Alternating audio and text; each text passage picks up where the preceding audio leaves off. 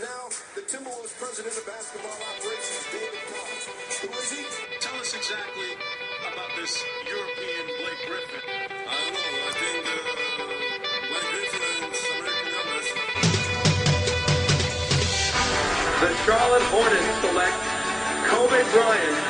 The Milwaukee Bucks select Dirk Nowitzki from Würzburg, Germany.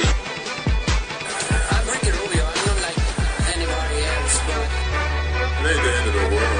We're going to see each other again. I mean, I'll send him some flowers or some fruit. All right, and now we have Wesley Witherspoon, senior, just finished up with the Memphis Tigers, but was one of the really good players playing on the Memphis Tigers team the last 4 years and is now vying for the NBA draft. How's everything going today for you, Wesley? It's been going well. Just right now on my NBA tour, there's a couple guys I'm calling, just going from city to city, these different workouts, trying to get the job done. Yeah, speaking of workouts, I know you're on your way to one right now. How have the workouts been going for you in getting prepared for the NBA draft? They've been going well. Been hearing lots of good feedback. That's really all you want going into these workouts because these teams already know what you can do for the most part. So it's just different job interviews you want to. Yeah, that's one way to look at it, definitely, is they're basically job interviews. They know your skills, they've seen the resume, and now it's up to you to just kind of put it all together on the court for them. It's a little bit different, playing in front of thousands in an arena and having that adrenaline versus playing in front of a few suits sitting in a chair. What has that been like, getting used to playing in front of just a few high upper executives and trying to show them you can play? Well, at the end of the day, basketball is basketball. Once you step on the floor, it really doesn't matter who's watching. So it hasn't really been that big for you. I know some guys get kind of nervous playing in front of those guys. You're not really feeling the nerves when you're sitting in front of those executives? No question. It's just, of course, the first workout was probably the toughest because you just don't know what to expect. Well, after that first one, it's basketball. Yeah, exactly. And so since your guys' season ended in the NCAA tournament, you guys lost early on in the NCAA tournament. What have you been doing basketball-wise to catch everybody up on you? What have you been doing to get ready for the NBA draft as far as like tournaments, combines, things of that nature? I've been everywhere.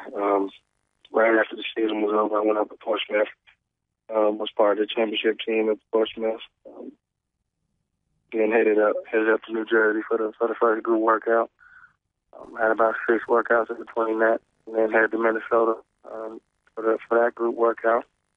Right now, I'm headed to Toronto right now, and this is my last one. I believe it's number 12. Yeah, so 12 workouts since you stopped playing live basketball, and you said you've been getting just nothing but good advice, good feedback from the NBA teams. In your workouts that you've been having so far, I mean, has it been you going against guys that are supposed to go in your general range, or are you getting a chance to get out there and play against guys that are supposed to go higher than you in the draft and show that you can play on that level? A little bit of both. I've been matched up against different guys in these workouts. Just different guards, different bigs, just showing my versatility in these workouts. So with your versatility, I know at Memphis you played obviously a handful of different positions just depending on the team need, and Memphis was all about having a bunch of different versatile players out on the court. When you're working out in front of these teams, are you trying to show them that you're a perimeter-oriented small forward? Are you trying to show them you can play power forward? What are you trying to show them? Just whatever position they have me matched up against, that's what I focus on in that workout. In a lot of the workouts, there'll be different hybrids there, as I've been called, like me. So I'm just trying to showcase what I can do, really. And with your game, a lot of people know what you can do, but what are some of the things you don't think you get enough credit for? Some parts of your game that you can do that maybe you didn't get a chance to show at Memphis, and you're trying to show these teams now? Just being a versatile defender, being able to guard the wings, being able to guard bigs, and being able to knock down open shots. So as far as your game, do you see yourself transitioning into the NBA as primarily a small forward, or do you think you're going to be one of those combo forwards like you said? I'd probably be more of a small forward in the NBA. So with your game playing at Memphis, I know it was kind of an up and down career for you. I just want to talk about that for a minute. You you came on as a freshman and played with a really good collection of talent, and then really stole the show as a sophomore. You had a really, really good sophomore year, and then after that it was kind of up and down.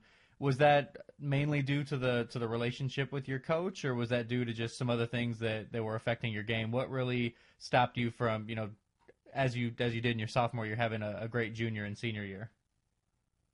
I had to accept my role as a junior, senior on my team. And sometimes guys have to take the back seat, and I was perfectly fine with that. I did what my coach felt was best for the team.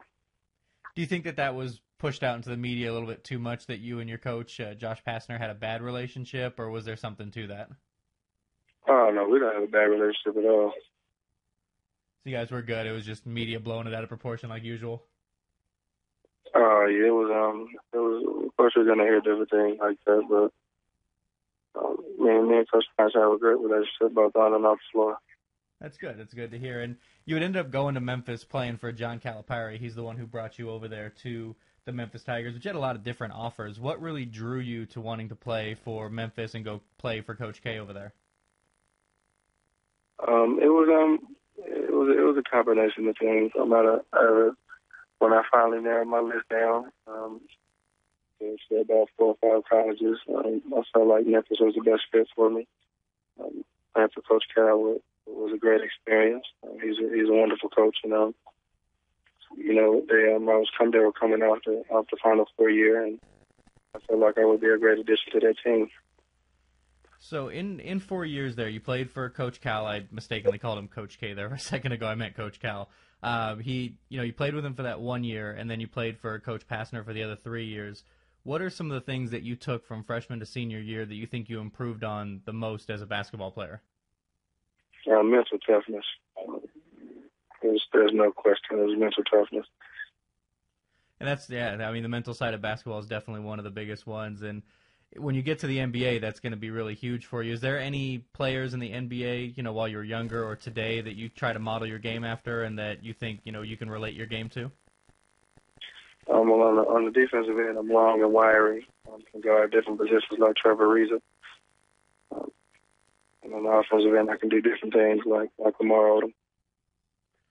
There you go. So a versatile defender, versatile offensive player, and then just putting it all together for the right team then, right? No question. All right, so I know you're busy out there. I know you're heading out to a few more workouts. I just wanted to ask, I like to see what guys are doing for the draft. Are you going to be on draft night one of those guys that goes and kind of crashes the party and buys a ticket, or do you got plans with friends and family?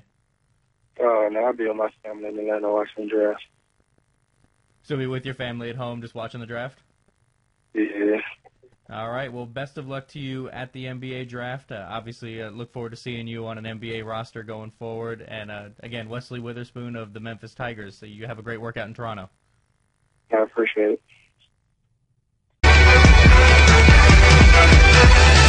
But I also felt very strongly that once the 14-year-old hit the dais with us, we were dead.